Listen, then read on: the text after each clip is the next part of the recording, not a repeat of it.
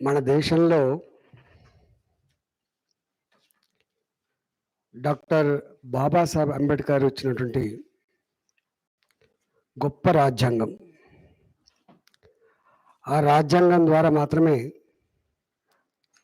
రాష్ట్రపతి గారు కావచ్చు, ప్రధానమంత్రి గారు కావచ్చు,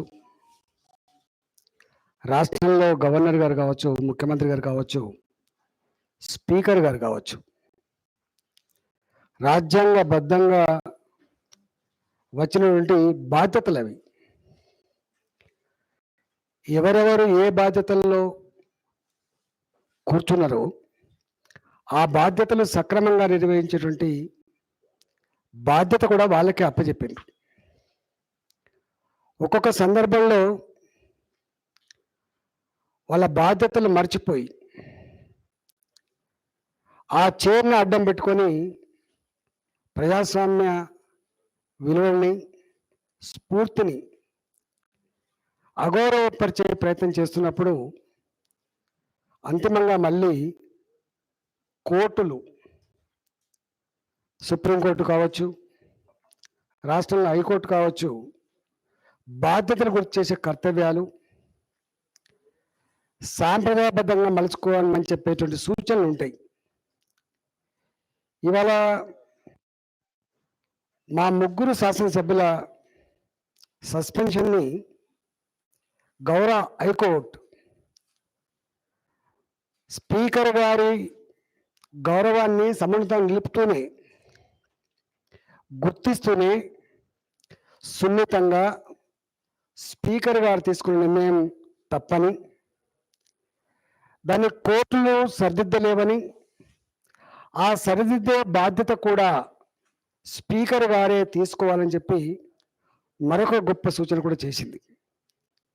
కానీ దురదృష్టవశాత్తు కోర్టు ఇచ్చినటువంటి స్ఫూర్తి ఏదైతే ఉందో, ఇచ్చిన గౌరవం సూచన ఏదైతే ఉందో, దాన్ని తుంగలో తొక్కి ఒక దుష్ట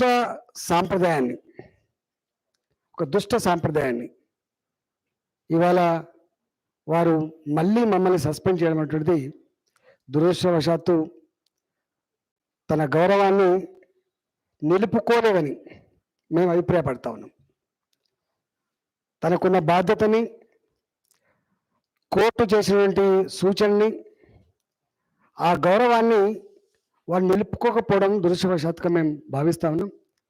ఈ పద్ధతి రేపు నియంతృత్వానికి దారితీసేటువంటి ఆస్కారం ఉంటుంది అని చెప్పి స్పీకర్ గారిని మరొకసారి గుర్తు చేస్తా ఉన్నాం. రెండవది, ఇంతకుముందు మా శాసనసభ్యులు చెప్పినట్టుగా నేను, రఘునందన్ రావు గారు మా సీట్లో నిలబడ్డాం. నేను 20 సంవత్సరాల కాలం పాటు ఈ సభలో నిరంతరంగా కొనసాగేటువంటి శాసనసభ్యుడిని. నేను అనేక మంది స్పీకర్లను చూసిన వాడిని, ముఖ్యమంత్రులను చూసిన వాడిని, పార్టీలు కూడా ప్రభుత్వం నడిపే పద్ధతి చూసిన వాడిని. నేను అన్నిటికీ మిక్కిలి 10 సంవత్సరాల కాలంలో 2004 నుంచి 2014 వరకు, నేను 2008 నుంచి వెళ్ళి 2014 వరకు శాసనసభలో ప్రతిపక్ష హోదాలో కూడా ఉన్నటువంటి వాడిని.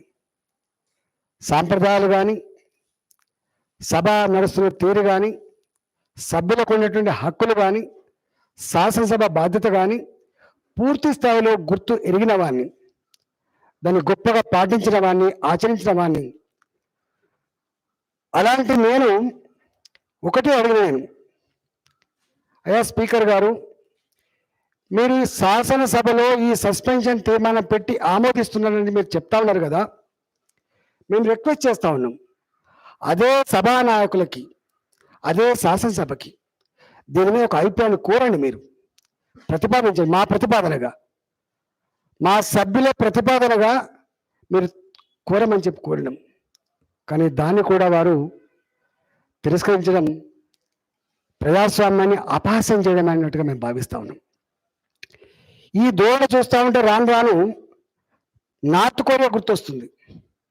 నార్త్ కొరియాలో అక్కడ ఉన్న రాజరికం రాజు తను మాట్లాడుతున్న క్రమంలో చప్పట్లు కొట్టలేదని ఒక సభ్యుని తుపాకీతో కాల్చి చంపిన ఉదంతం గుర్తుకొస్తూ ఉంది. ఇలా ఆస్ట్రియా దేశం నుంచి వచ్చినటువంటి ఒక బృందం ఇవాళ సభలో ఉంది. నిన్న పార్లమెంట్ ప్రొసీడింగ్స్ని వాళ్ళు పరిశీలన చేసిన పార్లమెంట్లో, ఇవాళ శాసనసభ ప్రొసీడింగ్స్ని ఇవాళ వాళ్ళు పరిశీలన చేస్తూ ఉన్నారు. ఇట్లాంటి ఈ సందర్భంలో ఇవాళ మాలాంటి శాసనసభ్యుల యొక్క సస్పెన్షన్ అనేది ఏం మెసేజ్ పంపుతుంది ఇవాళ అర్థం చేసుకోమని చెప్పి మేము కోరుతా ఉన్నాం. ఇవాళ మాలాంటి వాళ్ళు రాను రాను సభలో ఉన్న సభానాయకుడు మాట్లాడితే మాకు ఇష్టం లేకపోయినా సప్పట్లు కొట్టకపోతే సప్పట్టు కొట్టలేదని కూడా సస్పెండ్ చేసే పరిస్థితి వస్తుందేమని చెప్పి ఒక బాధ మాత్రం ఉన్నది.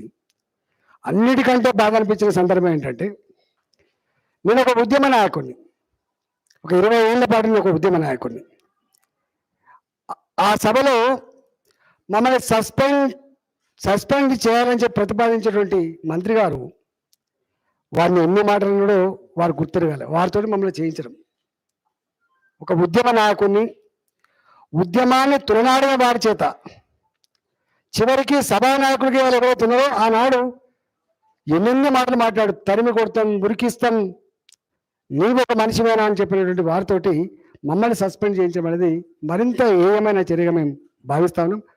తెలంగాణ ప్రజానీకం ఒకటే గమనిస్తున్నారు, పాపం తెలంగాణ రాష్ట్రం వస్తే ప్రజాస్వామికంగా ఉంటుందని, ప్రజాస్వామ్యం పరిడమిల్లుతుందని, తెలంగాణ ప్రజలు ఒక గొప్ప సాంప్రదాయాలకి కేంద్ర బిందువు అవుతారని చెప్పి భావిస్తే, అలాంటి శాసనసభలో ముఖ్యమంత్రి గారు వివరిస్తున్న తీరు, తీసుకున్న నిర్ణయాలు ప్రజాస్వామ్యాన్ని ఆపాసం చేస్తూ ఉంది.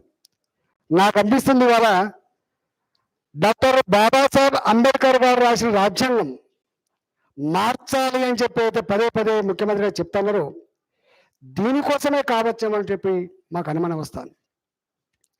ఈ కోర్టులు ఏంది, ఈ స్పీకర్ ఏంది, ఈ శాసనసభ్యులు ఏంది, ఈ శాసనసభ ఏంది, వాళ్ళ హక్కులేంది, ఇవన్నీ ఎందుకు? నేను ఒక రాజులాగా ఉంటే బాగుంటుంది. వాడు పదే పదే చెప్తా ఉంటారు. అప్పుడప్పుడు నేను చైనాకు వచ్చినప్పుడు ఎట్లుంది అని మేము అడుగుతా, వారు అన్నారు ఒక మాట, చైనాలో కనుక ఎవరన్నా ఆ ప్రభుత్వాన్ని విమర్శించినట్టు కనుక వాళ్ళకి సమాచారం ఉంటే ఆ మనిషే న్యాయమైపోతారని చెప్పిండ్రు, ఆ మనిషే న్యాయమైపోతారని చెప్పిండ్రు. నాకు తెలిసి ఇక్కడ కూడా బాబాసాహెబ్ అంబేద్కర్ రాజ్యాంగాన్ని కాకుండా చంద్రశేఖరరావు గారి రాజ్యాంగాన్ని అమలు చేసుకొని చైనా దేశంలాగా తానే చక్రవర్తిలాగా తానే రాజులాగా తెలంగాణ ప్రజలు పరిపాలించే పరిస్థితుల్లో ఒక ఆందోళన మాత్రం కనపడతా ఉంది.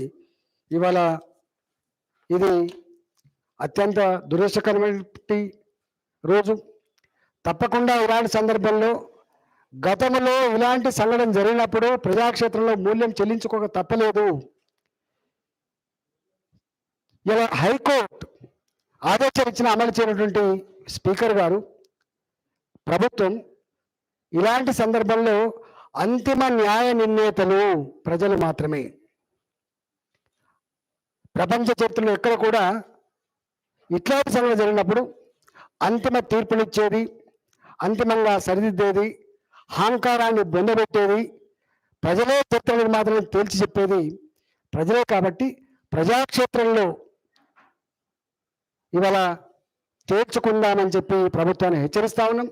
దాంట్లో భాగంగానే ఈ నెల 10వ తారీఖు నాడు ఇందిరా పార్క్ దగ్గర మాజీ ఎమ్మెల్యేలు కావచ్చు, మాజీ ఎంపీలు కావచ్చు, రాజ్యసభ సభ్యులు కావచ్చు, జిల్లా పరిషత్ చైర్మన్లు కావచ్చు, వాళ్ళు కార్పొరేటర్లు కావచ్చు, ప్రస్తుత ఎమ్మెల్యేలు కావచ్చు, రాజ్యాంగాన్ని పరిరక్షించండి, నియంతృత్వాన్ని బొందబెట్టండి అనేటువంటి నినాదంతో రేపు ఇందిరా పార్క్ దగ్గర మా రాజాసింగ్ గారి నాయకత్వంలో మేము ఆ దీక్ష చేయబోతా ఉన్నాం.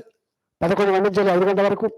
అదేవిధంగా మా పార్టీ పూర్వ కావచ్చు, మా పార్టీ అత్యున్నత కమిటీ కావచ్చు, మేము శాసనసభ్యులుగా ప్రజాక్షేత్రంలో తీర్చుకున్నటువంటి ఆ ప్రోగ్రామ్ కూడా డిజైన్ చేయమని చెప్పి కోరినాం. దాన్ని కూడా త్వరలోనే మేము ప్రకటిస్తామని చెప్పి తెలియజేస్తా ఉన్నాం. ఏది ఏమైనప్పటికీ కూడా ఇవాళ యావత్ తెలంగాణ ప్రజానీకం అంతా కూడా సిగ్గుతో తలదించుకునే పరిస్థితి వచ్చింది. వీరేనా మా ముఖ్యమంత్రి, వీళ్ళేనా మా పాలకునే పరిస్థితి వచ్చింది. ఇది మంచిది కాదు. తప్పకుండా తెలంగాణ ప్రజానికం దీన్ని గుండెల్లో పెట్టుకుంటారు. సందర్భం వచ్చినప్పుడు గతంలో ఇలాంటి వాళ్ళకి ఎలాంటి గుణపాఠం చెప్పిందో, కర్రుగాల్చి వాత పెట్టిందో తెలంగాణ ప్రజలు కూడా తప్పకుండా కర్రుగాల్చి వాత పెడతారు. ఆయన పదే పదే అన్నట్టుగా ప్రధానమంత్రి గారి గురించి కానీ కేంద్ర ప్రభుత్వం గురించి కానీ ఎట్లా మాట్లాడుతుండో అంతిమంగా తెలంగాణ ప్రజాక్షేత్రంలో శిక్ష అనుభవించేది కేసీఆర్ మాత్రమే చెప్పి హెచ్చరిస్తాను.